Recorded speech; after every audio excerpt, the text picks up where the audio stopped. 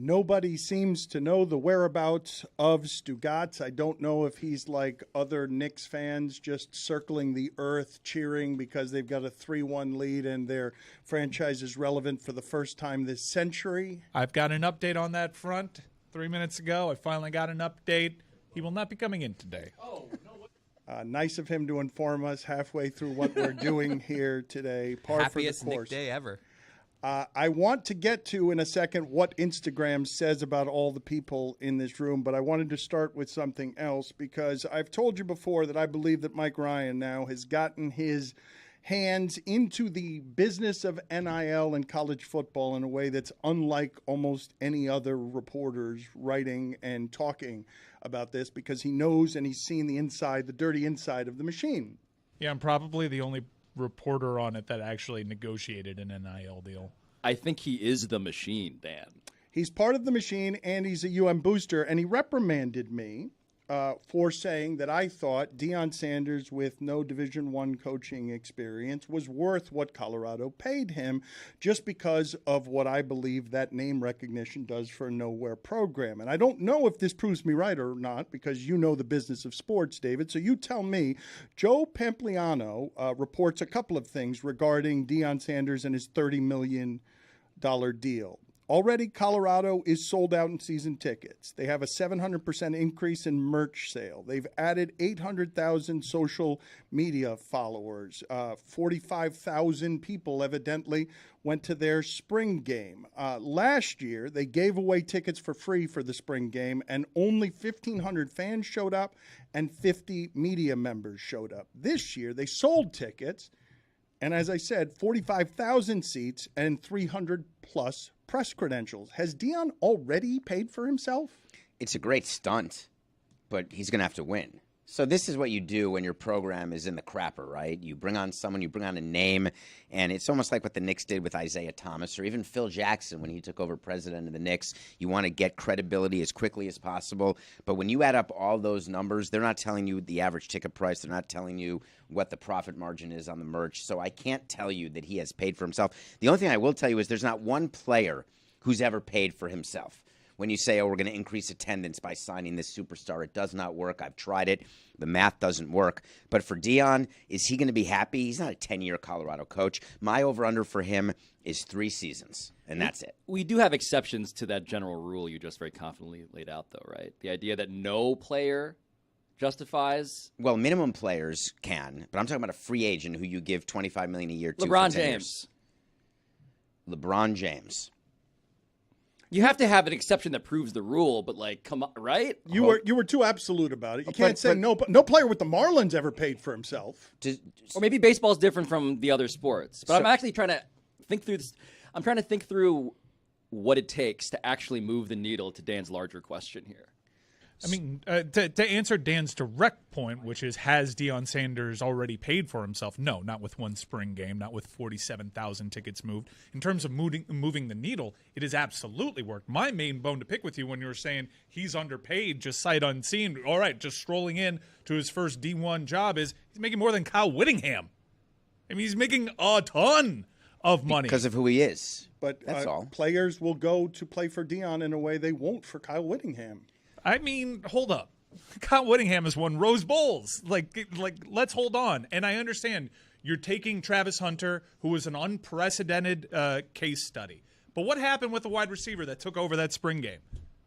He entered the portal just now. We don't know jack shit about their NIL. We don't know jack shit about their resources except they just paid Deion Sanders basically all the money the program had. Well, money they didn't have. They said the athletic director said they didn't have the money. They had to find some. And if you're just watching what happened, a great crowd and vibes are good and Deion is doing the Deion things, why would their wide receiver portal? Windhorse fingers, everybody. They have a unique NIL structure. And I'm working to confirm through multiple sources. But I've heard from 2 that their NIL structure doesn't work the way that it works conventionally. Deion Sanders basically has full autonomy over that football program. And you will ride with it or you might die with it. And if you look at their schedule, year 1, it's really difficult out the gates. This is as exciting as it will be, potentially, all season long. And if you look at the well-attended spring football games, it's either programs that are absolutely cooking with gas right now or programs that have made sweeping changes and you're getting excited for it. Nebraska had more people at their spring game. It's all there is to do there, and they're super excited about Matt Rule. USC is excited. Tennessee is excited. The spring game is a time to be excited, and you should ride the good vibes, but you should also pay attention to the wide receiver that just portaled. But this is also, it speaks to this larger, it feels like we're working consistently in culture with two parallel economies. One is the economy of clout. The other one is the economy of whatever it is the actual thing you do is. This is the story of Dylan Brooks. This is the story of Twitter. This is the story of Deion Sanders. On the one hand, nobody can stop paying attention to this stuff. On the other hand, I'm pretty sure all of this stuff is actually like hollow and empty and not nearly as promising as the clout would suggest. I think we have to revise the math on this because David says you have to win, and ultimately he will have to win. But I do believe the currency of the day is attention. It's everyone's currency. It's the currency everybody wants. And in this wacky world of recruiting and boosting, it was so important for Miami to keep Tyler Van Dyke. Because the optics nationally, from people that didn't really know, and even local reporters that weren't exactly clear on what Miami's NIL strategy was that John Ruiz was all of a sudden on the way out. And you can't, on the heels of that story being put out there, lose your starting quarterback to Alabama. Because in this world, perception is reality. It is all negative recruiting. And right now, Colorado is building up one hell of a perception. Where are you on Penny Hardaway in Memphis or Patrick Ewing and Georgetown? When you bring those guys in, did they pay for themselves? Is that a success in your mind? Oh, Patrick Ewing cannot possibly be called in a the success rearview mirror. In the rear view. So you can't play both sides. So when Patrick Ewing was brought to Georgetown, all hail. This is the prodigal son coming home. The greatest player different ever. programs. Memphis and Georgetown have had success. Colorado's football success has to go back to the 90s. It's a nowhere program. They needed to do something. The athletic director came out and said, we don't have money to pay for Deion Sanders because the program is garbage. I'd argue that they've gotten $30 million worth of marketing. Games not played. I have an economic analyst who I can tell you that Marlins Park has generated $6.9 billion for Miami. So you can argue that, but I mean... Well, I just gave you numbers that are not You refutable. didn't give me any numbers. But what David is saying is, I too have an economic guy. I got a math guy who's telling me that I'm a bazillionaire. 700% increase in merch sales. From what to what? Sold out season tickets. If you have sold $1 and then you sell 7, how's that sold increase? out season tickets, not sold 3 more. So at what price? Sold out at what season price? tickets. So I believe what Dan is saying about the economy being attention is true.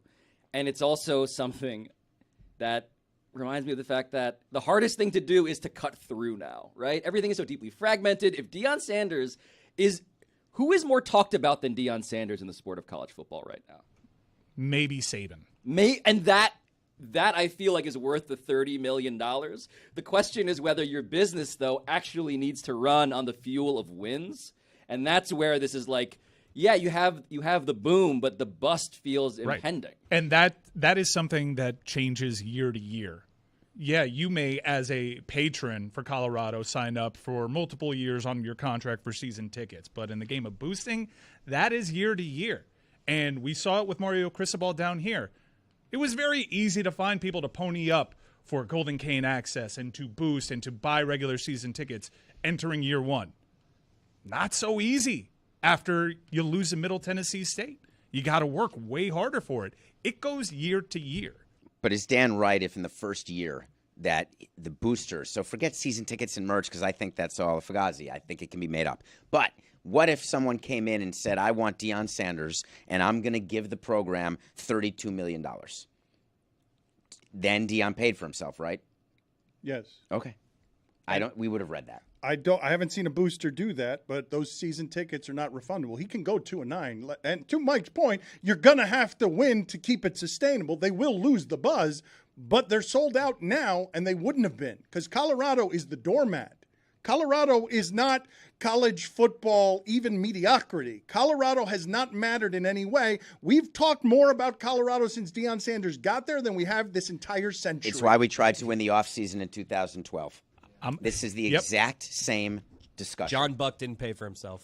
He certainly didn't. I'm going to read you four. I'm going to read you 4 of their first 5 opponents. Such a good guy, though. He is a good guy, He really and is. furthermore, Be a better baseball player, okay? Yeah, well, We're not paying for good It's guys. Saltalamacchia who really sucks. Salty. I have a question for you, David, about Saltalamacchia that I've always wondered that no one finds interesting but me. So you guys signed Salty, and then you traded him, and there was a Papa John's commercial in which his name was censored for the rest of the season and blurred out. Was that intentional? Yes. Why? I don't want to ever be reminded of all the mistakes I've made. Like the same way that when you trade a player, you immediately scrub. And I've noticed you do it here because I don't see pictures of Whitty anywhere or Stu. So I think we have a picture of Whitty on the bathroom. I'm joking. They're everywhere. So you go through, you scrub all the videos, the calendars. You don't give them away anymore. So we actually have a plan of where we put players and what months in the calendar, and how quickly we can have removed before a game when we trade a player. Wait, we you go erase into them. every season, you're like, you know what? This person's probably not going to be here in August. Let's get their giveaway done in April. 1,000%, don't you? Like, Well, I don't run a team. oh, okay, but I mean, like in life, like don't you plan? When your coupon expires, Billy, this month, you know you're going to BJ's. That's why I'm going today. It expires at 26. I got to go. I remind you that as it relates to Buck and making money back on his contract, I at one point thought you could have paid for his contract by having him stand outside the ballpark and charging fans money to throw hot water in his face. Did Ichiro make his money back? Because you guys didn't sign him for very much. Great. So I love that. I convinced our owner that we would get Japanese sponsorship enough to cover his payroll, and we did not. Wow. We did not. Seize on the opportunity if you're Deion Sanders right now when you're just playing yourself in the spring game, because 4 of your 5 next opponents to start the season are TCU, Nebraska, Oregon, and USC. So you think he goes 0-4? I mean, I think he might be Colorado State.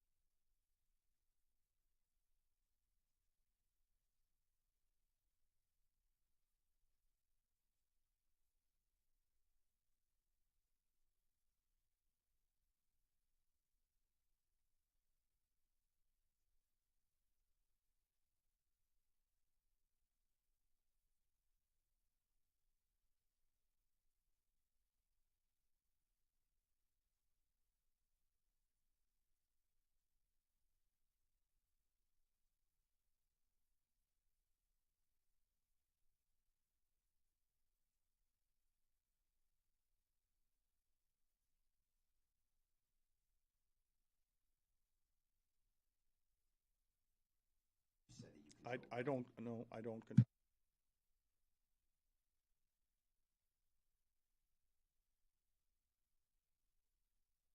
The Cavinder twins are moving to 12:15.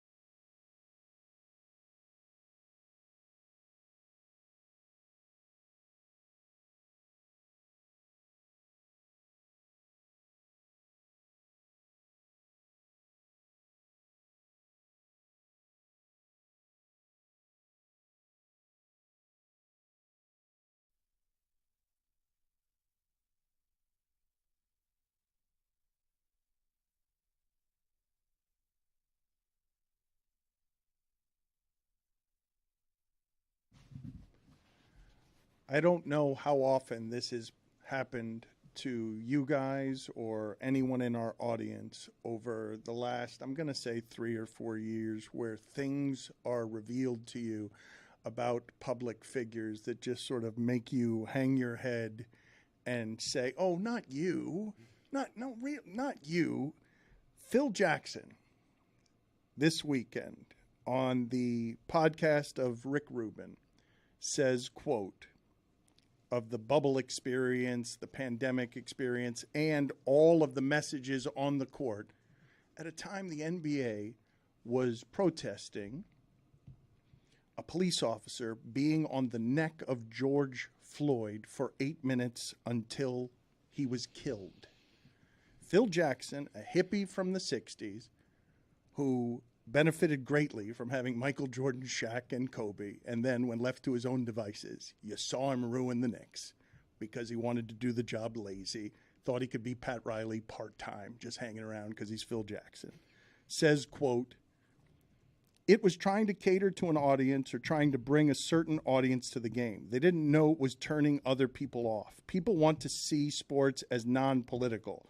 Politics stays out of the game. It doesn't need to be there. He's not wrong. Focus groups do show that, but he says that he stopped watching after the bubble. And I'm like, so the entire game, the sport changes from how you used to play it to something else, and you're the old man who tells me as the basketball legend that the slogans bothered you so much that you can no longer consume the game. And I was just like, come on, man. Like, you benefited so much from the game. How could you be that as an old person when you're the intellectual guy who's handing out books in the locker room to Steve Kerr? You read books is my disappointment there. You read books to completion and allegedly enjoy them, Phil Jackson, and you come out. And he does give away the game because there's a valid argument that says you lost audience because of the way the bubble unfolded. And that is objectively true. But he says, but it's about me specifically, and I didn't like the slogans because, Dan, like, there's a huge confounding variable when we talk about the NBA and ratings and the bubble. And I feel like it's this fascinating, unprecedented experiment that we've run to isolate the true variable here, the confounding variable here that explains why audience went away. And we don't make nearly enough of a deal about it. And that confounding variable is the fact that there weren't fans there. Like, a confounding variable, it's like the thing where, you know, geez, when people eat a lot of ice cream, they get sunburns. It's like, no, that's not what happens. Is it's hot out, and people are eating ice cream and getting sunburns. They're misusing the causality there. The NBA did a thing where we took fans out of the building, and we all hated it. And everyone said, well, look at those slogans. You say that we all hated it. All I did was watch it and be like, holy shit, this is the best basketball I've ever seen in my life. These people are playing at a skill level I've never seen, and Phil Jackson is sitting it out because someone's got justice on the back of their jersey. Yeah, you did also see education reform passing to justice, which it was a moment in time. But, yeah, he made valid points in that they're irrefutable, but when he lumped himself into it, he showed you his colors. And I guess the most recent data point that I have for Phil Jackson. Was it his colors or just his color? Wait, You're a are you writer. saying he's racist? Well, the most recent data point that I have on him is the last time he stepped into it, which was the posse scandal. Yep, with LeBron. I With think he LeBron. doesn't know his blind spots is what I think. I don't tend to just call people racist, but these are the kinds of things that have an undercurrent of racism He was in irked them. by such terms as equality. Did you listen to it? I did not. So I don't want to make a big thing of this, but I did. And here's why I want to say it, because my initial reaction, my relationship with Phil Jackson is different, because to me, he's not the Bulls coach or the Lakers coach. He's the Knicks player, number 18, who won championships, right? He's my guy. And during a political I love time, him. though, was he not? He's very liberal. But he was actively political when he was playing with Bill Bradley, was he Actively. I will point out that liberal does not mean you are not racist, Okay. but proceed. Yeah. Thank you. And also, Donald Trump was a liberal. Okay. Scratch that. Fine. Listening to it, what he was saying as a grumpy old man is that he didn't like the idea that we had these slogans on the court, on the jerseys without the names, and that his grandchildren were referring to these players by the equal opportunity or choose love or whatever was on the back of the jersey. And what I think, if you ask Phil Jackson to clarify, what he would say is, that wasn't well done. I want my grandkids to understand what equality is. I want them to understand what is meaningful, and slapping slogans on. The NFL did the same thing, by the way, on the back of their helmet, in the end zones. Has that changed our world or our country? Has it moved the needle one bit?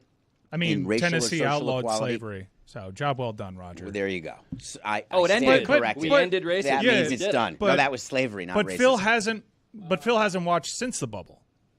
That, to me, was an indictment on the quality of the game. So I'm going to be old for a minute and tell you what makes me crazy is when there's a 3-on-1 and you go out to the guy for the three-point That's shot. a smart play, actually. To what? Hit the 3. 3 beats 2 every time, David. It's math. When you shoot 38% from 3. Yeah, but a 3-on-1 though. Versus David, 85% the to get a game 2. changed long before the bubble. I believe what Phil Jackson was saying, and this is how I took it listening to it, is that the blind spot To be was fair to was you, the you're the only delivery. one that in this room that has The listened. to it. delivery was the problem. I didn't hear the delivery. I'm not even objecting to the truth of what it is that he's saying. It did turn people off. I didn't want it to turn him off. But he said he hasn't watched since the bubble. What if it's the quality of the game? But he said also, in fairness to the transcript, and I have not listened to Rick Rubin's podcast. Quote, politics stays out of the game. It doesn't need to be there. People want to see sports as non-political, which is, again, in execution, there is a great clumsiness and racism in the end zone, education reform, collective, whatever it is on the back that feels very empty and flimsy, especially in retrospect. But I think what he's doing is also stepping into the whole, like, get this out of my favorite thing. You came from a place that had the exact same view, and you left for freedom because you didn't want to be subjected to a corporation telling you what you could or could not talk about because they didn't want to mix politics and sports. What right? an unmanicured pairing that podcast provided. A lot of white hairs everywhere. Just unruly. Coarse. I would describe this discourse and the general aesthetic as coarse. At the time, the NBA was a huge part of what was going on politically, though. So, like, to act like you were just randomly seeing slogans is not really the reality of what the storylines were at the time. The Bucks were a huge part of what was going on in our actual political discourse. And if you've got a big problem with, like, oh, it's just saying, you know, end racism on the back of the jersey, or, you know, some other saying choose love, well, then how about you talk to your grandchildren about what that actually means? If you care to have them learn and you're saying, oh, they just see something on the back of a jersey, have a freaking conversation. David, that was collectively bargained in order to get the athletes to get the money for the business. They weren't going to play. That was it.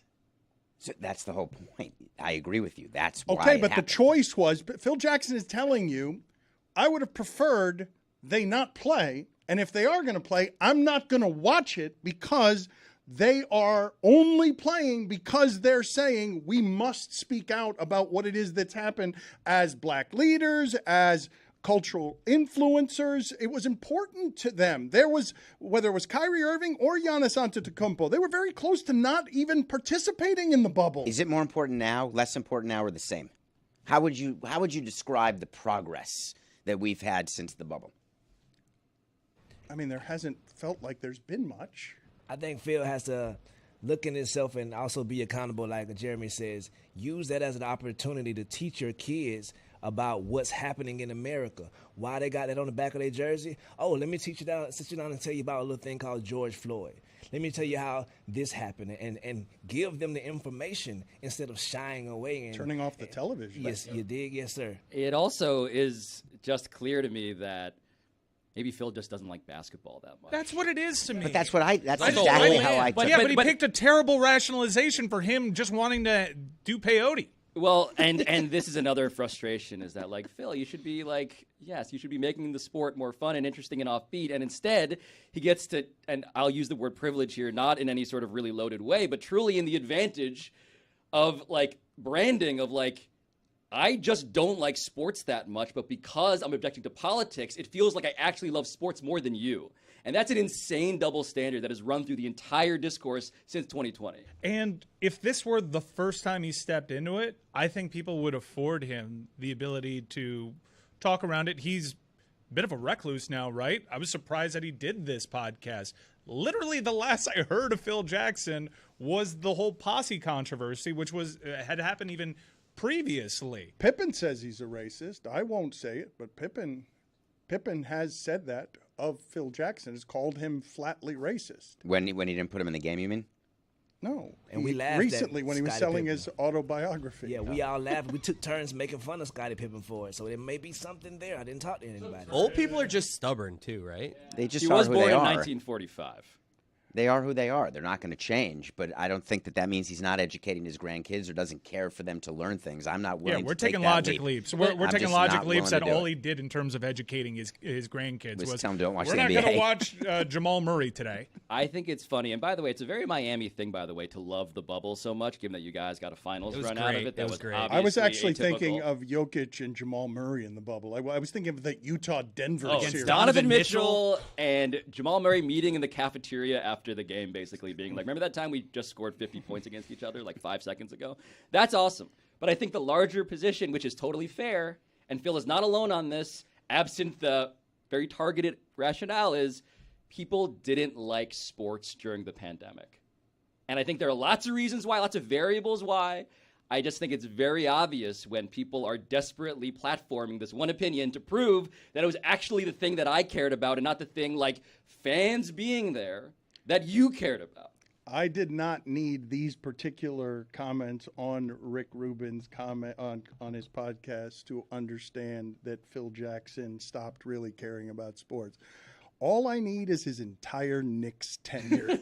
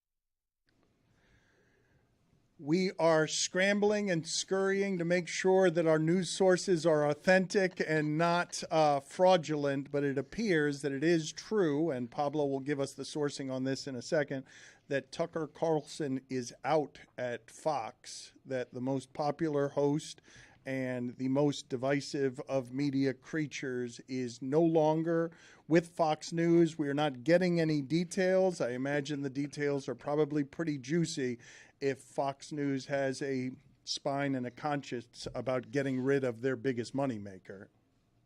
Did you learn that on Twitter by chance? I did, Okay. David. I did. And $8. No, $8. The whole point is that I was briefly terrified reading Brian Stelter's Twitter account reporting this because it felt like something that would be fake. Despite the fact that Fox News was ordered by a court of law, or rather, they agreed via a court of law to pay $787.5 million to Dominion over this whole, spreading lies about voting machines and so forth thing. I was still not quite sure that it's possible that, quote, Fox News Media and Tucker Carlson have agreed to part ways per Fox News. They're not the Sacklers, right? If you're going to have a loss like that, someone is going to be responsible. To just echo everything that's going on right now, Brian Stelter is under 1 million followers. It is the same Brian Stelter account that we all follow, right? But no verified check mark. It's entirely possible that is... Oh, that L? That Yeah. L I thought was maybe like an uppercase I. But it's entirely possible, since he doesn't have the verification, that he could have been hacked. But this is... What's the number of sources now that we need to go with the story? How do you want to play Well, this? we just went with You it. said So it that's was, it. It's you said done. it was 10,000 followers before, which was very disappointing to Tony. But now we're at, a guy with 800,000. I'm like, okay, that feels like that's the real It's guy. official. I have it from Coca. Coca just texted. Coca is the Coca's the source. So guy. let me Okay. tell you Coca why is the Coca. source. Coca knows how bad I am. He's the producer of Nothing Personal, now a Meadowlark media employee. He knows that I'll go with something without checking. He just sent me that Fox News Media and Tucker Carlson have agreed to part ways. It's official. Let's talk about a portion of this that we did not talk about last week, because I was looking for information anywhere that I could find it about how Dominion arrived at a number that didn't take that to court, how the negotiations at the very end became about Fox apologizing and admitting that, yes, the things that you have read about our anchors being paid actors who lie to our audience in the name of feeding the lies that the audience wants, that has now been proven to a tune of $787 million, and what responsibility, if any, the business of Dominion has to hold out there until there is yet more and more embarrassment. And what I wanted to talk to you guys about, because I really didn't foresee this in any incarnation, the thing that I heard from my parents at every turn, and this is kind of like dictatorship 101, topple governments 101, is how do you get to propaganda as an infection on a group of people? How do you get to news sources that aren't true being something that is believed by the masses in the way that could topple a government, democracy, freedom, whatever? I didn't think in the United States that the day would ever come that that could be a possibility. And the only way it came is because social media arrived and allowed a group of people to isolate where they're only getting their information from the sources they want to get information from. And so the people who would need to know that Fox is lying to them are never getting the information that Fox is lying to them, because the silo is now. You say you treat Twitter as a source of information. We all pick our own newspapers, which means we all pick our own facts. We all pick our own voices. And you can make America a place where democracy and freedom get challenged by propaganda. It's a day I never thought I would see happen. But I also think this is not simply just to depoliticize it for 4 seconds. This is not simply just about the echo chamber that was Fox. Like, the two parallel tracks in this story are, A, to your point, the internet fragmenting everything such that you can opt into whatever you want to hear and you don't need to be exposed to anything else that you don't.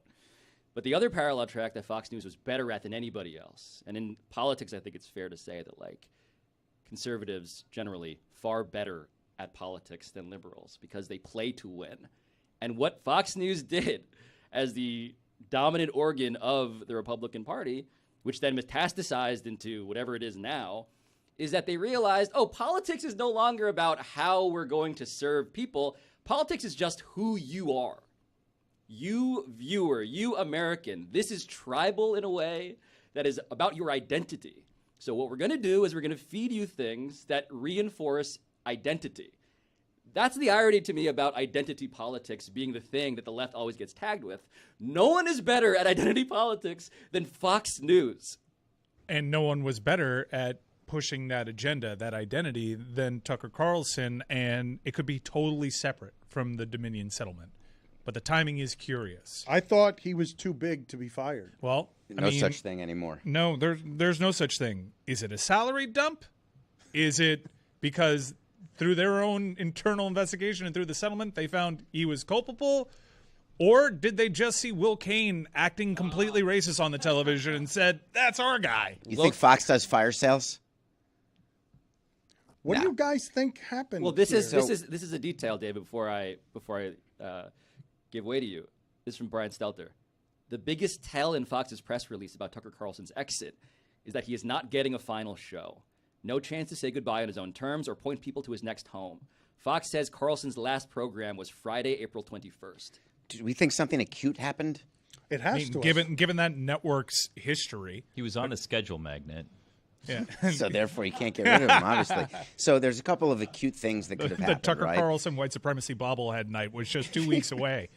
Damn. Now what do? We had to do that. We had to give bobbleheads to the player. We gave crates of like Julian Tavares bobbleheads. We had them delivered to his house. You True did story. what? What do you? I can't believe that just Wait a came to my minute. head. What did you? I'm wait, not. you, wait, Stop. I need Stop. To, no, I We're need to- talking no, about something no, serious. You did what now? You had to give it. How many You bobbleheads greenlit a did you? Julian Tavares Did you bobblehead? send to Julian Tavares' house? a better question. You mailed them Why to was him? there a bobblehead night for it? Okay, so when this happened, before we even started in Florida, some of you may not have been born yet, we had to trade away Cliff Floyd. Cliff Floyd was making too much money, and he was traded to a team, the Cubs, and we got back. We had to trade Al Fonseca.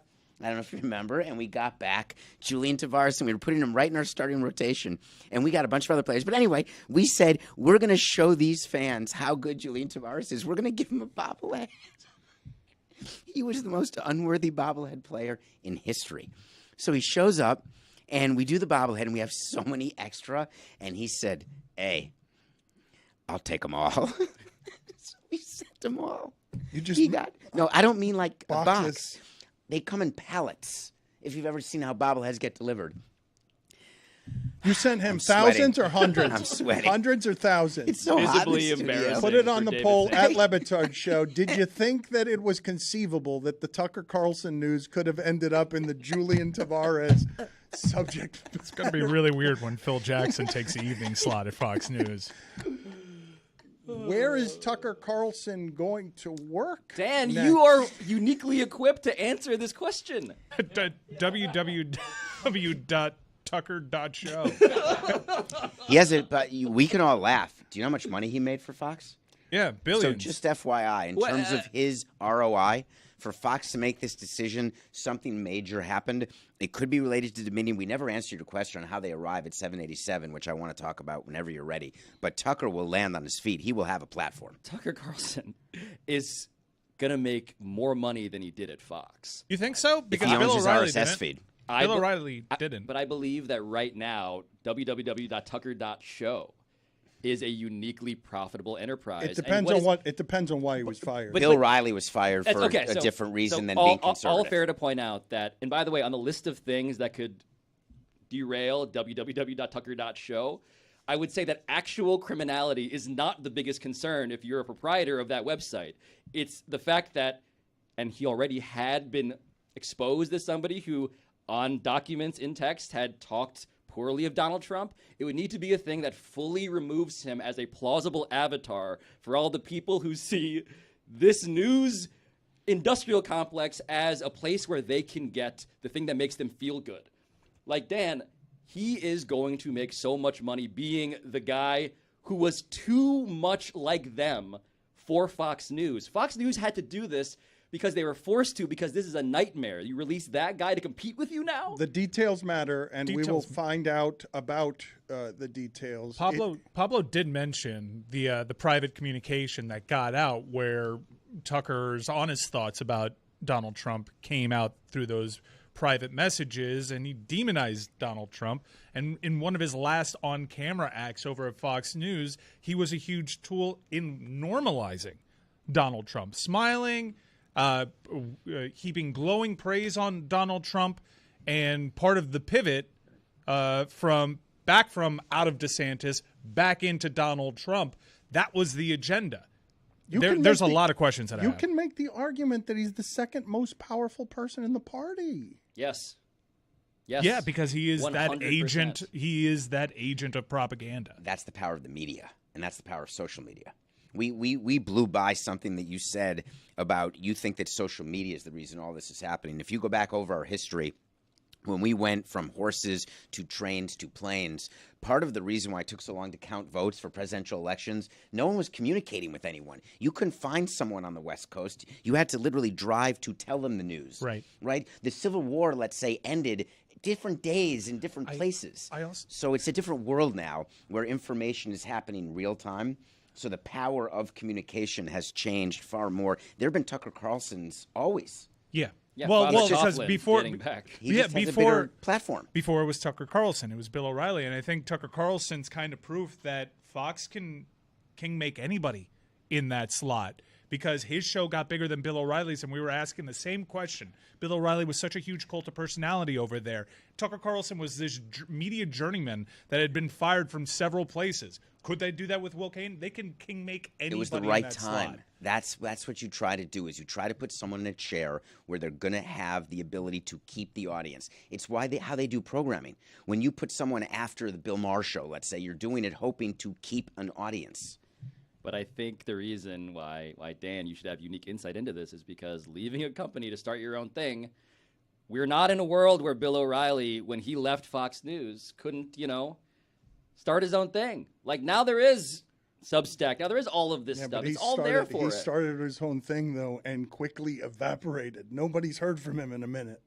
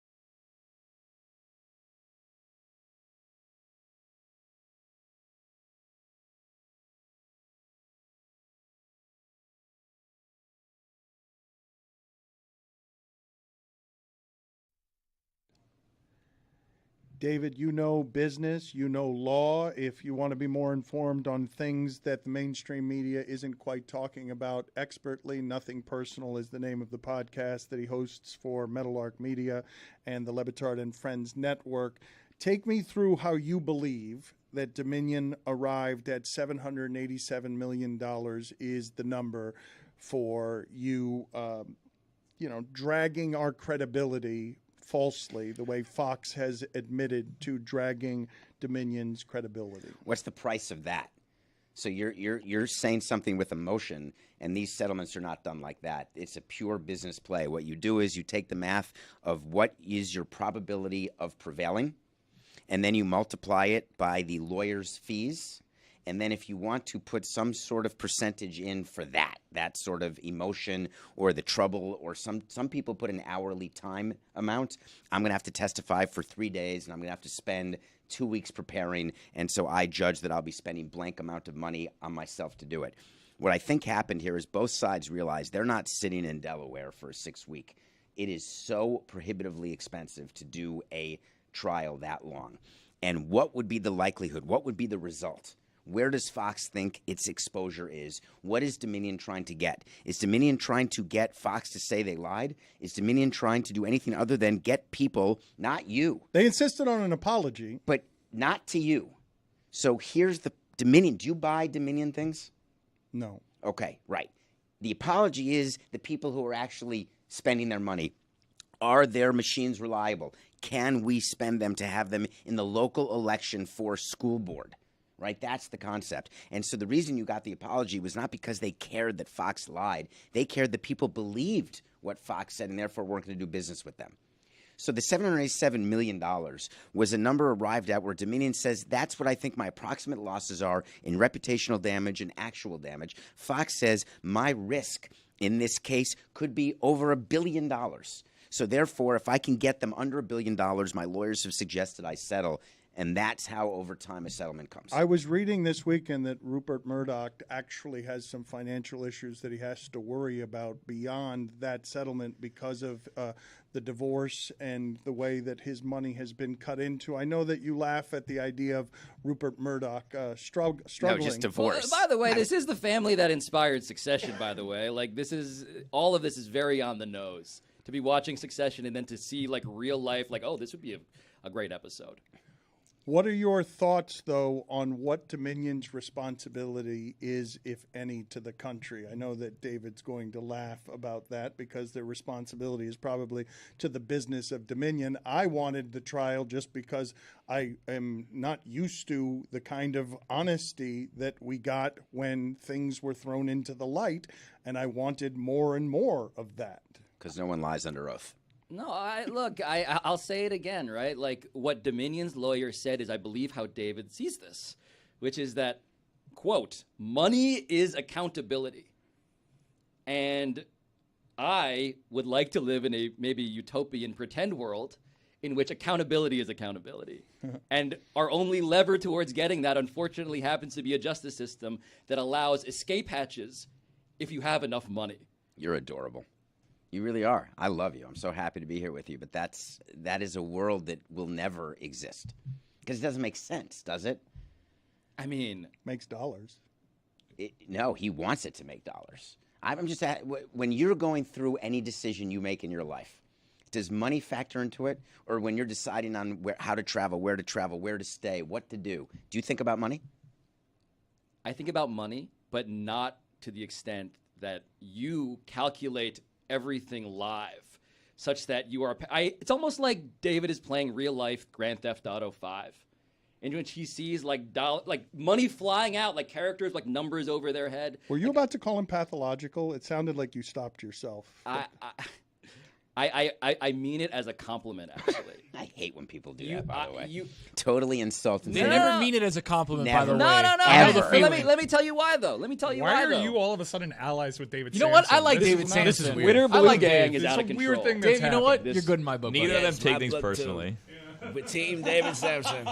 You guys are in trouble What here. I love about David's pathology, Dan, is that his shame is not our shame. And I mean that in a literal way. What he feels shame about, Julian Tavares bobbleheads. we don't, and vice versa. David is happy to fight for capitalism to be the mechanism through which democracy is regulated. Because that is my perfect world. As a producer of this program that Dave's been a part of, sometimes, even though Dave doesn't have shame, it is my shame. But that's what I appreciate it. I appreciate the pathology because I think it's fascinating. I admittedly now I am turning myself kind of into a scientist on one side of the glass, and I'm examining you as if you're not a human being, so apologies on that front. But the way that you go through human life is unlike Dan. It's unlike anybody else that I know. It's a commitment that is so disciplined that I know it to be real, even if I know it's also resulting in the downfall of American civilization. Okay. Oh, hold on, guys. We can take a break. The $8 a month, Dave, is ruining the world. Yeah. It's the downfall. I think we need a bigger break because if we're going to have the downfall, I'd like to at least get one more quarter pounder. You are someone who articulates and espouses the idea that America is great because money is our god, and what do you want? I've never used America and God in the same sentence except for the anthem. Money is our god. That makes America godless in a lot of different ways, and you're of the belief that I don't want to speak for you, but you do. But if it makes business sense, then take nothing personally. How do you add anything to that? If you did more of that, then maybe it would not be 87 in here. I just would like to say the following. When you are talking about politics and what you wish to be true, and Pablo is thinking about a world where everyone does the right thing, where racism ends and hate and prejudice, and everyone's doing things for the benefit of everybody else, there are societies who have tried that, and they end up as nudist colonies. Because that's about it. It's Burning Man. You can do it for 8 days, and then you need a shower. That's the reality of the world that you want. It's not politics, it's politricks, right, Dave? I don't know why it is you have to go to nudist colony is my only choice if I want to dilute slightly the idea I'm governed entirely by immoral dollar signs. I can stop short of being nude. But you haven't in this show. So you do it for the show. I'm telling you, if you want to do it for real life, when you walk out of this studio, if you want to live in the world you want to live in, that's going to work for 8 days. But this is the issue, right? The issue is not that Dominion is acting in the best interests of its shareholders. That's the premise of a company in a world in which capitalism is the economic model. The problem is that the money is so important to them. The money is so important to them that the concern for democracy does not outweigh it. And I admit, right, like I would like to think that if I was going to get 9 figures for something, I would be like, you know what? Maybe there's a way I can get a little bit of column A and column B. Maybe I'll play it out, right? I'll take the risk because I believe the upside of destabilizing a true disease upon American life in Fox News. If I believe that I could do that, I would like to think that my cost benefit also takes that as a benefit into the calculation.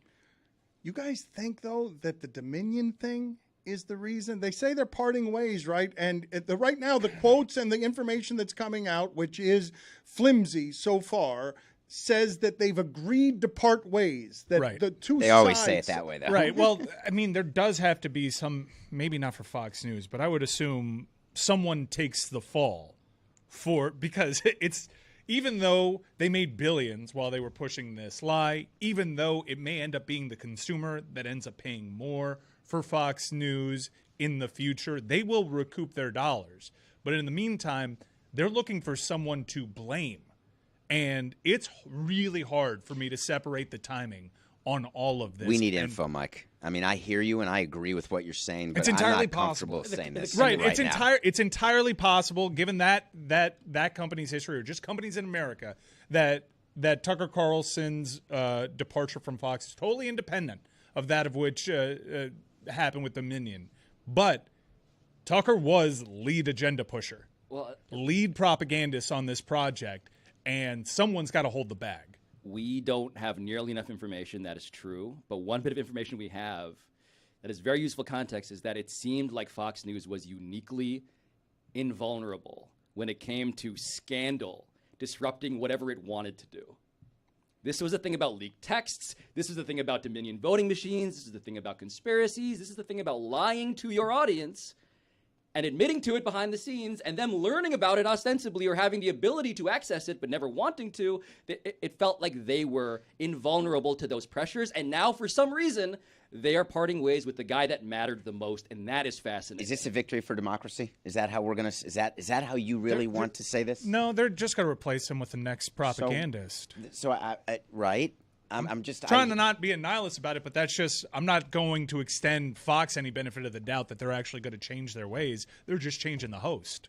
It's that easy because it's good business. What happened on the sound that you hit back there that made my father make an appearance? Yeah, for a split second, I was trying to hit the Pablo medieval noise, but it's a new studio. I'm still trying to do you learn have the buttons, and I don't have a middle board up, so in my panic to try to reach and shut down the pod, I thought he was trying to give me a high five. That's why I put my hand I up. was like peeled off of the sound maker, so here it is. Thank you guys for rolling with it, though. When he's being highfalutin, if we're gonna make an accidental boppy sound, I want his cliched old person sound.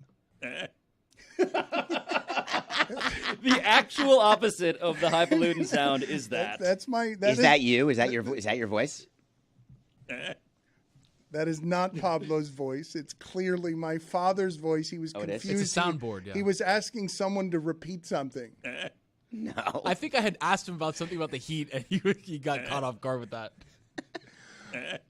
Pablo's told me during the break that you don't know what the For You Instagram feature is. I know. I just learned what For You on Twitter is. I'd always been under For You, and I didn't realize there was a For You and a following. And The Explore tab, the magnifying glass on Instagram. No, never seen it. And I run my own Instagram, by the way, obviously. So I have not seen that. So, Mike, could you teach him to find what We're gonna do this For live on You- the air in the next segment. I know we have the Cavinder twins joining us, but I'd like to discover what Instagram thinks David Samson is. You were mental health, boobs, and pro wrestling. I should have said bikinis because boobs landed wrong. So but wrong. yes, ultimately. Pablo, do you have you looked through? Are you Yeah, willing to now yeah. admit? Let's give the people a teaser on what For You says about you on Instagram. I am chiropractor videos.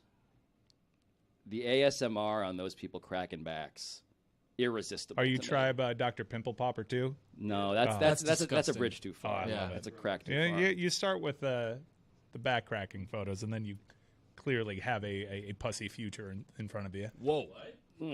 Pussy. Second, People Pablo, watch that. The second thing. Second thing is butts.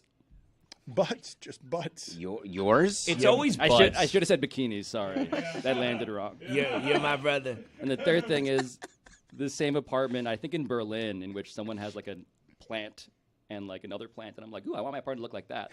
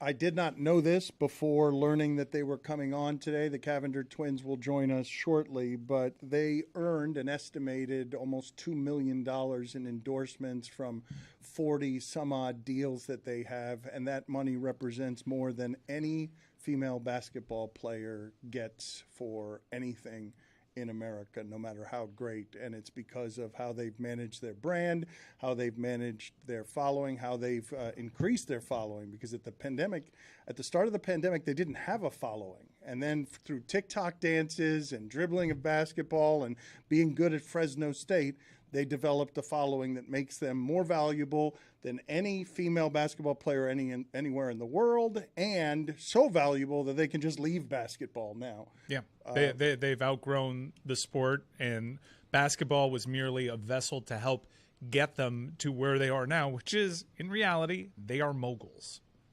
If they are not moguls, they are on their way. I was looking at the salaries that people who went to the WNBA were getting as draft picks. And number one overall, you get $70,000. That is your annual salary as the number one overall pick in the WNBA. And what we're seeing is this this theme of today, these other economies popping up.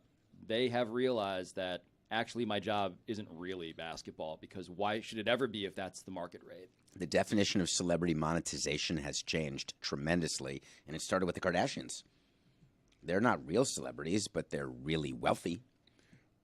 These women, no matter how good they are at basketball, generally have to go to Russia, China, places without freedom in order to be paid what should be their American value in a sport. I think I told you guys, maybe I didn't. Iowa has had to put a hold on selling tickets of any kind because they've got to find a new price point because their tickets are now so valuable. Well, that's the other thing, is that it's not just the WNBA being totally outspent by the internet economy. It's that even women's basketball in college, like they're leaving Miami, which they were gonna, they've already used it to make plenty of money via NIL. They're realizing even that is too small for us.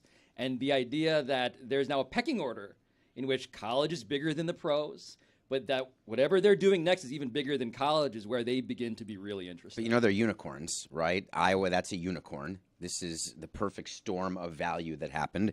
And the number of people who made TikTok videos during the pandemic was in the millions. And why don't we talk about any of the ones who aren't making a living by it? Just keep that in mind. Well, these are the ones who played basketball at Miami, and so that's the reason. I understand the thread. But you just said it, David. The Kardashians are where this started, and it's not that everybody can be the Kardashians, to your point. It's really hard to be. But the idea that everybody is now going to try is why this is so interesting. I used to practice free throws to be in the NBA because I thought that was the best way to do it. Now people practice on their microphones. Juju is laughing at you hysterically at the idea. Were you going to be the Muggsy Bogues? Were you going to be Spud Webb? What does NBA stand for? How were you going to get to the NBA? I can outshoot you in free throws. I can out-dribble. I can out-pass. I can outdo all that because I spent hours and hours and hours. Let's do the passing drill. This is finally a fair contest for Tony. I would put all my money Stop on trying to divide. David Samson versus Tony. Stop trying to divide us, Billy. Me and Dave not are in a gonna good work. relationship right We now. are You're not going to split us permanently up. bonded. There's been a lot of bonding here in day one. It's been based on Twitter, based on tattoos, based on mutual affection and respect. That said, I was so short, all I could do was practice. So I would practice for hours and hours and hours. And I lived in an apartment building in New York, and the hoop in the basement was over a rafter. So there was a rafter, then the hoop, so I had to shoot over the rafter in order to Good training, make actually. It's amazing. Put arc on your shot. That's what got me arc. Billy, before we get to the Cavinder twins and before we get to the For You Instagram feature that I've been trying It's always butts. to get to For hours. 4 hours. Glad I'm not alone. I need to get to this, though, because Billy is claiming that he discovered under his desk, I'm imagining while cleaning out his desk at the Clevelander, what he has described as treasures. Yeah. So, I mean, what I would do was before, like, I have documents going back to 2009, I think, related to this show. And there was a time that we didn't have all this stuff, like, on the computer as digital files. So I would just stash away a lot of these files. So when we were leaving the Clevelander, I took a file cabinet out and I took all these documents and all these things that I have. And over the weekend, I was just sending Mike pictures of things that I was coming across when I was trying to clean it out. Because I don't have space for all this. Honestly, most of it's crap. And I don't have space for this crap in my house. So I knew I was going to bring it back. But I thought, let me purge most of it because it's going to be just garbage for the most part. And then one by one, I just started finding little things that you guys might find interesting. You're a bit of a hoarder. No, I'm an archivist. Okay, fine. You can camouflage That's what we're calling it now, and Dan, that's yeah. fine. But under your desk, we could find an assortment of things. There was empty yogurt. That's not true. There was always spares, but there was never trash. Hold on, spare yogurt? I had spare mac and cheese stuff that was microwavable. I had spare T-shirts in case anybody came in and it was raining. I had spare underwear. I had spare socks. People would make fun of me until very normal. Until they used it. Well, David, you're not helping. Chris Cody used the underwear. Larry Beinfest carried an extra pair of whitey tighties to every baseball game. Carried them with him? Yeah, in his pocket. In his pocket? Well, I'm sorry. Wait. Why in his pocket? Because you never know what's going to happen during the course of a game. Those whiteys were not tidy. Boom. I think We've all been there. Wait, no. We have not been. None to of us. Yes, have been we there. have. You're saying that all of us are just shitting ourselves to the point where we need backup underwear on us at all times. I think acknowledgement and recognition is the first step to recovery. I don't think this happens. How often? Wait, hold on. How often did Larry Beinfest have to use this backup? He pair said of every day. No, he had them every I did day. not. He had 'em on I said deck. he had them every gotta day. get But the ready for plausible stay ready. threat Or of if you're born ready. crapping yourself was daily, is what you're saying. The threat is real. Depends. Okay, what were we talking about? Larry Beinfest was the general manager of the Marlins. This is a fascinating fact to discover. I'm sorry, Larry. It really is. I'm I mean, that sorry. he was carrying around, talking. I would not want this known for the record. Just if I was imagine the you guy go into that carrying it. pocket to Is get this your, live? to get your keys. Did and he you- ever use them? I didn't say he never used them. I said he didn't use them every day. Two Billy, different things. Getting back to the treasures you have referred to as crap, because I think you can find a bobblehead, Benadryl, leprosy under that desk. I have a Dr. James Andrews bobblehead if you need one of those. Easy. A good doctor. What about Julian Tavares? Can you donate that to the Bobblehead Museum, Billy? Dr. James Andrews. I like that this is bobblehead. Billy Gill's Antiques Roadshow. Who would I even give it to? I will send it that way. Jeter. Let's Well, see he's what not there anymore. let's see what you have back there. How many items are you? Let's do this as show and tell. Let's do one a day because there's not really that much good stuff. if I'm gonna be Okay, honest that's with you. fine. I was going to go through all of it. I didn't want it to be Boy. a daily feature for That months, bitch, but okay. there's a miscommunication here. I would have been fine. Billy, this is it. Get it done right I now. would have been fine just doing it in these 3 minutes, but if you think we have months of content here that should be spread out over days of things under Billy's desk, Billy, give us your best. This is your moment right here. he's going to spring forth at some point here. He is Rummaging. He's rummaging through so much stuff. You can hear the ruffling. Exactly. Ninja Okay, Turtles. this is a good one. So I'm kind of upset that we're blowing it on day one. I have here the original script for the Gronk family feud. I think that Mike Ryan acknowledges it's the worst segment ever done in the history of our show. A chill Wait, went please- down my spine. Please explain it because I only vaguely recall it. Mike, do you want to explain it? We had Well, the Cavinder twins are already there, so we don't have to relive it. You can welcome them aboard, Dano. Okay, very good. It is claim. Do you have another claim to be as bad as the Gronk family feud? Cavinder twins are there. Their time is valuable. Time is money. All right, thank you. It is Haley and Hanna. Thank you for joining us, ladies. Congratulations on all your success. We are rage-filled here that you have left the University of Miami, but you left the University of Miami in good shape. Thank you for being on with us. Let's start with you, Hanna. Can you tell us, please, in 2020, if I had come to you at the start of the pandemic and said, hey, what is all of this going to turn into? You would have said what?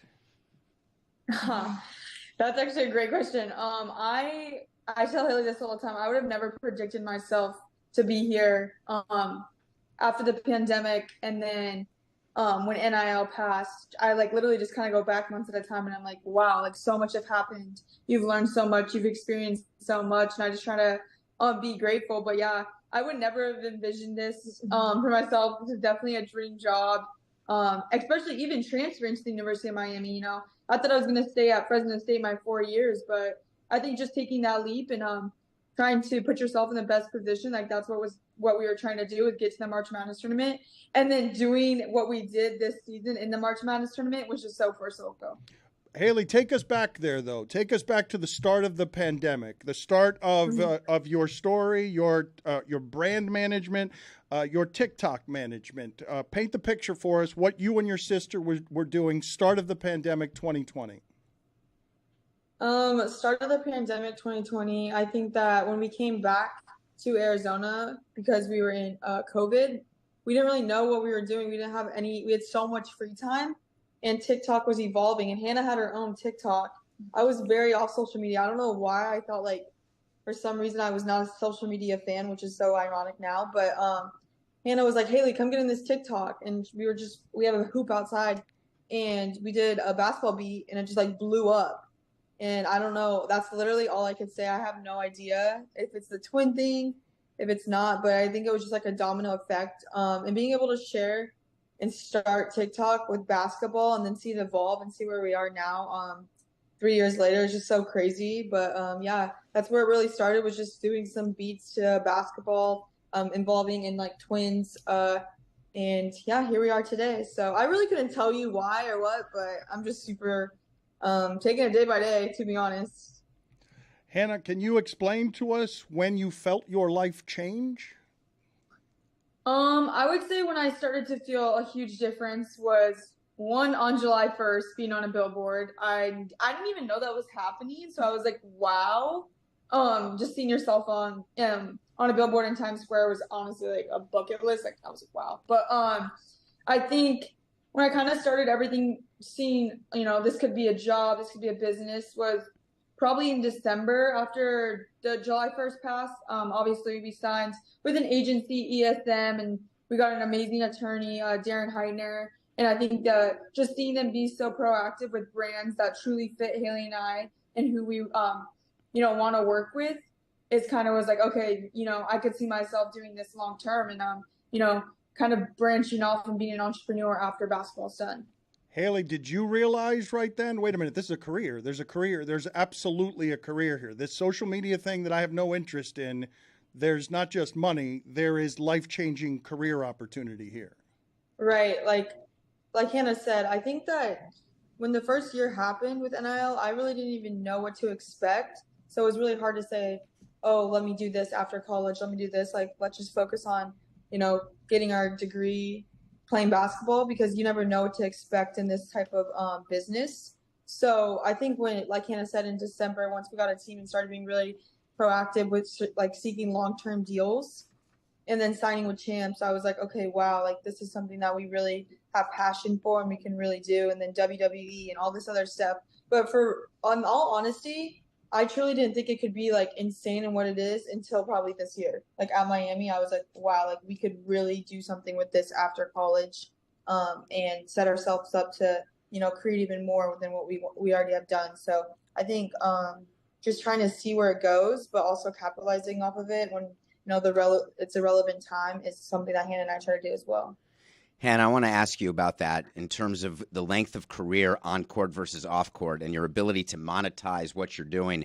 When you're talking to your agent and you're coming up with your plan, what are they telling you is a reasonable amount of time to think that you can be doing this to maximize your off-court earnings or the earnings you're doing now? And how important is it to stick to that plan? And as part of the plan, are you where they told you you would be as you sit here today? Right. I would say obviously being a student athlete in general is very time consuming. So I think, adding NIL on top of it, you have to be organized. You have to be able to trust your team. I think having a twin, we're very planned, organized. We love our routine and being able to be like, okay, well, we have this day off, looking at the calendar in advance. We need to do photo shoots here. We need to do an appearance here. Working with ESM, Jeff and Alexi, they have our calendar throughout the season. They would add stuff and just be able to communicate with us 24/7. But yeah, it was definitely a full-time job. Sometimes I was like, okay, if I'm not playing basketball, if I'm not doing school, like this is what I'm doing. And I think that's a sacrifice you have to make. And that's what we understood going into it. And I wouldn't have it any other way, honestly. Haley, we were playing a game here in the studio where we are all revealing what's on our Instagram Explore tab, which is a horrifying exercise to realize that, oh, this is what I've been doing this whole time, and this is what the computer tells me I've been doing. Can you reveal what is on your Explore tab, and is it different from your sister's? It's a great. I'm on my phone. Wait, do you have your phone? I don't have my phone. On I my guess you could guess. I think very savvy. Very savvy. Yeah, I should have said I don't have my phone either. I don't even own a phone. But I've never if I seen had a to phone. guess, I don't even know how phone Hannah communication and I, works. we're huge. We've developed a hobby of cooking. Like, we love sending recipes to each other of like other fitness influencers, what they make and what they cook. And Hannah and I like love doing that. And like that's what all my like if it's I'm not following someone and it's like for you, it's like cooking or a reel of someone cooking like banana bread pancakes or something like that. So I would say definitely that, or definitely like workouts. That's probably what's on my Explore page, and probably sports. These are very unembarrassing answers that are in Terrible. direct contrast with what we have revealed about ourselves. It's always butts for us. It's always yeah. butts. In fact, I keep refreshing, and it's interesting. They're nodding knowingly, by the way, Yeah. for the audience. They get it. It's always bikinis to start, but then I refresh, and occasionally, here's a video of Nicolas Cage in the Superman costume. Gotta keep it balanced. Yeah, Gotta keep it balanced. Good balance. Yeah, I agree. And there's this World's Strongest Man video, but also here's a dozen bikinis. Yeah. Hey, you queens have become like role models to women all around the world, little kids everywhere, little twins everywhere. Oh my goodness. What would your advice be to give to someone who is aspiring, to little girls around the world who want to be just like you guys? I would say, never let the critics get into your head. Always work hard. I know that sounds cliche, but if your work ethic is what you rely and fall back on, the opinions of others won't matter because you know who you are as to a person, as like in your core. So I would just say work hard, follow your dreams, and try to ignore the noise and do what like you're passionate about. Hannah, can you take us through which was the more difficult decision, leaving Fresno State for Miami or leaving Miami to pursue what you're pursuing now? I love that question. Yeah, you can actually, I'm going to pivot that question to Haley because I think it's a great Haley question. I think that it was definitely not taking my 5th year. I thought the whole year, like, I want to come back. I love my team. I love coach. I love the University of Miami. And I'm so proud that I transferred from Fresno to Miami because the love I have for the university is just like, me and Hannah talk about all the time, like, I'm proud to go to a school where it's like, I love it. Not that I didn't love Fresno State, but it's just the type of love and passion and community around Miami was something I never experienced. So I think when coming to the decision of coming back for my 5th year and playing without Hannah, or not taking my 5th year and just walking away, I went on about like 3-hour walks every day. And like, I would go back and forth like, okay, I'm coming back. No, I'm not. I'm coming back. And I was super big on communication with my coaches and everything. But it wasn't as if like, oh my gosh, I don't know. I just like didn't know what to do because there's so many unknowns and so many things that I didn't really know what to expect and which decision. And I'm like I'm a big person of like, I don't want to make a decision. Like if we make decisions, that's my teenager right here. So that was very difficult for me personally.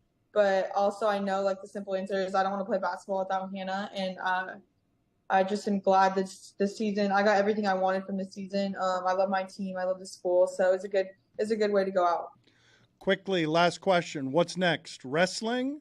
And are you any good at wrestling? I've never wrestled Haley, actually. People ask that all the time. But I think we'll see. I think how the year plays out. Obviously, we do love WWE. We have a lot of other long-term deals, too, that we're excited about with Better Media we just signed with, Cigarette Racing. There's a lot in store and a lot coming out soon. So, yeah, definitely. What's a good tag team name? Yeah, what could be a good tag team name? Oh, we got to come up with them for him. Thank you, ladies. We appreciate the time. Congratulations on all the success. Thanks, guys, for having us. Thank you.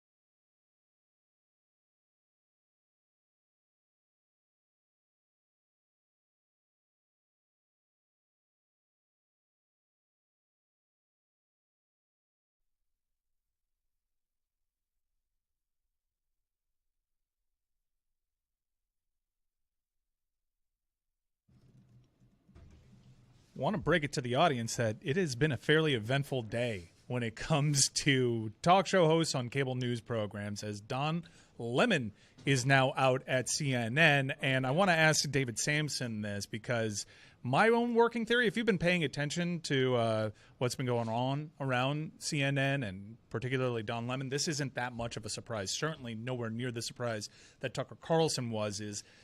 My working theory on this was always coming, and they saw what was happening with Tucker, and they decided to strike while it could be buried in the news cycle. That would be great if you could do that, right? It's a dream come true, but there has to be a separation agreement with Don. You have to think about his contract that's negotiated with his agent. You have to have lawyers. You have HR people. And then you have to have agreement. You don't just announce that Don Lemon is gone from CNN without a buttoned-up separation agreement. It just happens to be luck of the draw that it's today, because that's the sort of thing you can't sit on for 2 weeks waiting for Tucker Carlson to get fired. Let's have something bad happen, and then we'll do it. No, Don You don't Lemon's, think that they were probably waiting until Friday news dump and saw this, and they're like, get it out the door, get it out. that makes you sound old, right? That doesn't exist anymore. Sweeps week. Don Lemon is saying on his verified Twitter account, incidentally, Twitter Blue Energy from Don Lemon, is, I was informed this morning by my agent that I've been terminated by CNN. I am stunned. After 17 years at CNN, I would have thought that someone in management would have had the decency to tell me directly. Bullshit. Wait a minute. This is a Stugotz move. You sounded like the Day Bow Bow guy. This is a Stugotz move by you. Day bullshit. You can't be out here saying this is my opinion, bullshit. my opinion, and then you get a contrary opinion from the source, and you're like, liar. That allows you to be right in Don every, Lemon's been under every investigation for circumstance. 3 months. But I just wonder. This is not Tucker Carlson. Maybe got the news like that But I just wonder if it was accelerated some. because of the Tucker Carlson news. Yes. You think they sat around and said, "Let's call him right now"? You're calling him a liar. He was informed by his agent today. What happened this morning? What much bigger so you name. think that's how a firing would happen? That you get the call from the agent? No, I'm saying the decision was made long ago. They were probably going to announce it later in the week, and then they saw what was in the news cycle, and they said, They sped it now! I'm with Mike on that.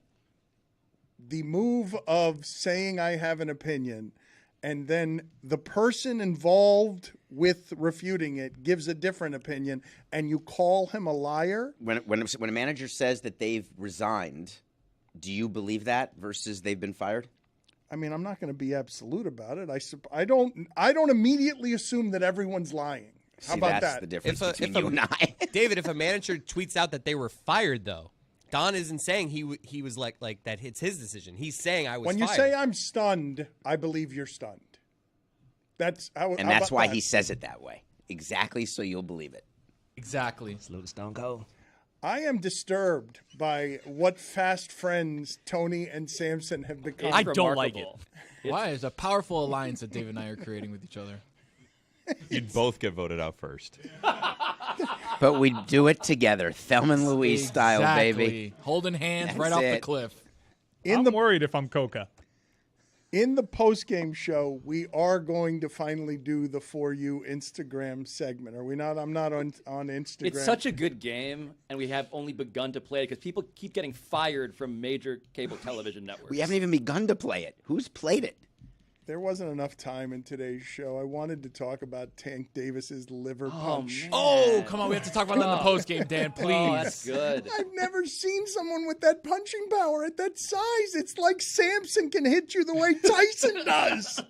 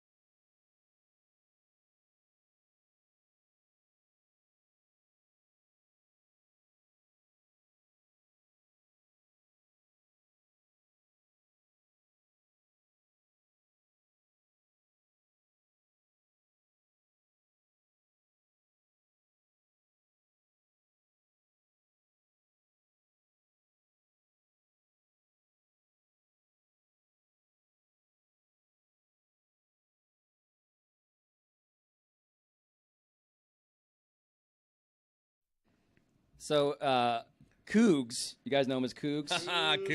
The Coke stickers. Cougs just popped I'm his worried head about in him. and told me to stop smiling.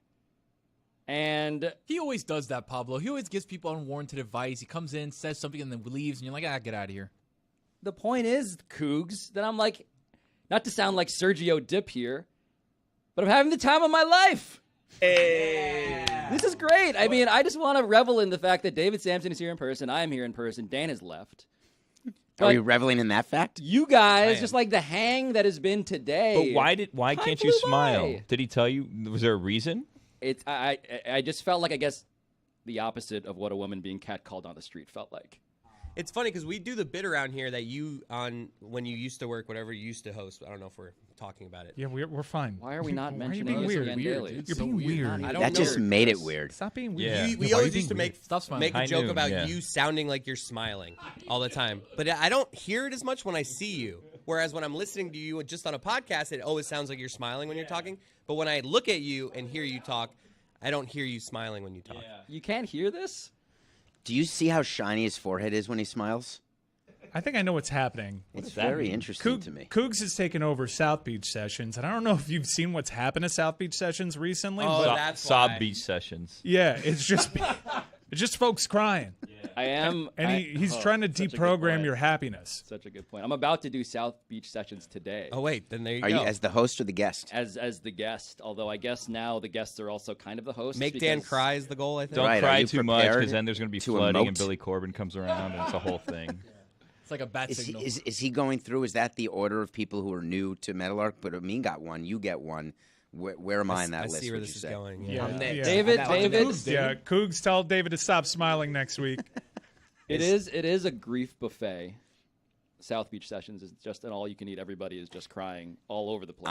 I'm up for that. That's what I like. But I also have realized that David is noticing things about your guys' workplace, which is now, I guess, my workplace, www.pablo.show, about even the decor in the ways that he designed, like Marlins Park. He's like realizing, he's looking at all of the artwork, and he's pointing out the ways in which ego is reflected and accounted for in the number of pieces, the size, who's here, who's not. It's reminding me that David sees the world again like a supervillain. Let me just tell you guys, just so you're aware, there's not one thing here by accident. Just want to make sure that everyone's crystal clear I on can that. Really? rest assured, very little thought went into the tiled placement. Walk us through your assessment. Like, what are you reading? Like, go through the wall and tell us your assessment of what these things mean, I guess. I think that they try so hard to make everyone feel inclusive and not hurt Stu's feelings, right? That the fact is that he has a place here that is either earned, not earned, warranted, or not warranted. But when you look at the size and placement and the camera angles, what I've been trying to do, it's my first day in studio, is figure out where the cameras are pointed so I know what's over people's shoulders, because that matters just as much, what gets the most attention. But I also know that they do it to make sure that the diversity is front and center, to make sure. David, we work here. are Like a usually you tell us supervillain. about like a setting and we're like, "Oh, man, we don't know about like this is our place." But I would like a word when diversity. do you think, on the walls. did you guys hang these? like No. our people did though. No. What was the thought Always process to they're Dan's people. stretch bar in the back of this shot for 2 hours? Yeah, So is that orange thing? Yeah. I saw him use it during a break. I told and that was did- on the other wall. I told No, him stop propagating. Well, it's there against for a the reason, wall. Mike. Major It's always continuity been there. errors. That is a continuity error. He used it for his back, and I wasn't sure what that was for. You have a regular conversation with you, just mid-conversation. You just start lotioning his legs and stretching it back. He told me that he had to go grab lunch during a break because you guys all take the lunch and there's nothing left for him. Who was taking lunch? I think everyone's just kind of working, trying to scarf down. I've seen you guys eat. Dan doesn't eat I need a food new we eat. plan because I like a certain amount of time for my meal, and I don't like doing it in sections the way I've been forced to do Well, it, after which this is post bites at a game, time. after this post game is supposed to be air quotes lunch. Yeah, I think it's more get in where you fit in type of deal. It's not healthy. Speaking of, when are we going to get to this Instagram algorithm thing? That Are we we've been doing this? trying- Can we all do this now, finally? It's such a good... I've been contemplating ideas for what my show should be, www.pablo.show. Yeah. And Now it's going to be a roundtable with Don Lemon and Tucker Carlson. What a show. Jay Kang tweeted that Rachel Maddow's leaving MSNBC to form a super team in Miami. What was the show? They were married to each other. Republican, Democrat, man, woman. James Carville and his actual wife. His actual wife, Marlee Matlin. Mary Magdalene? No, not that. But Not close. Mary Magdalene. Not Mary Magdalene, but something like that. Yep. That could be what Carlson. Mary Madeline. Mary Madeline. So is there a chance that? Do you think Carlson and Lemon are leaving to do their own show? I would watch the shit out Old of school that. Hannity and Combs. I would watch the shit out Listen, of that. let's admittedly. never say never. Buddy cop film. All right, everybody's getting their cell phones out because this game, which could be You guys called have Tucker Explore. Carlson just like teaming up with Don Lemon. I mean, I get it. That would be. It's a great buddy cop I movie. get the idea of putting two set, but it's just like I missed Chris's hand gestures. you missed my hand gestures. Yeah. Thank you. I think you could produce that show, Chris. That sounds like a nightmare. It probably pays well. Okay, I'm on this tab that you just taught me about, and I'd like to understand, is this what people think that I want to see? No, this is what your behavior on Instagram has been telling Instagram about what you are actually seeing. But I've never seen any of these. Exactly right, but this is the inference based on what you've already opted into seeing that they think you're going to want to see. Oh, this one makes sense. So I keep refreshing to see if I can knock the top thing down, which is always bikinis. And it still is always bikinis. But now I have a Bright Line video because I'm obsessed with public transportation now, and a shirtless Rob Van Dam. Oh, sorry. Careful with that sound thing. You may want to lower the volume. It's just, What is your I'm cell not- phone telling you, David? What's It's it telling you me about that I yourself? like Bruce Springsteen and women in dresses, and once in a while, I like baseball. That sounds Women in dresses. Salute. screen door slams. And the dress in your algorithm sways. It's in tatters at my feet. So Sways I or don't waves? believe this, by the way, because I don't think that that's how I actually engage with Instagram. No, it'll tell you pretty quickly. That's yeah, how I don't you know. engage That with sounds me. like you. That's you, my guy. Pretty much sounds exactly We're like right you. there with you, David. Didn't you just We're go not to a Bruce judging. Springsteen show or make plans to recently? I did, but okay. I don't. Here's why I don't want to argue it, because I don't want to offend anyone. Because there's things in here that shouldn't be in here, right? Well, that's a bit of a cliffhanger. No, well, you said it. One of you said What boobs should and not butts and be in there bikinis. that you're seeing? Bikinis. We're all yeah. saying bikinis now. Yeah. After it bikinis. landed wrong. Mine's for golf, two of us. bikinis, and sushi. All right, now hit refresh. I don't want to lie. Chris Cody, what is mine? I see a lot of women. A lot of bikinis. Now do we realize this may not be the right algorithm? No, that sounds about right. Pretty Or much. is it all this is exactly the right? tracking. Pretty much dead on so far. Billy? Let's see here. Wasn't prepared for this. I'm intrigued by Billy's. I don't know Oh, what you only Billy's have looking the at. entire show. Well, we never got to it. My first thing is soccer, so that's kind of like a weird thing, right? what? Yeah, my that's first thing is Messi, you see soccer Messi. transfer. There's some wrestling things. There's some butts there. Oh, are you getting Basketball, baseball. Are you getting my algorithm shrapnel? You've been talking loud. My phone may be. Like the specificity of like the thickness. You have a type. They are so. There on is a point. Juju Gotti archetype in that phone. I want They to have nailed it. Jeremy. What is your Jeremy's algorithm? like Jimmy hiding Butler. in the corner, not revealing it. I have sports, stand-up comedy, Love Island UK, weirdly enough, Madison Bumgarner, and Olivia Munn holding John Mulaney's baby. exactly what you thought was in his goddamn. Yep, That really does. does. I may have changed my mind. unimpeachable. Maybe they do know us.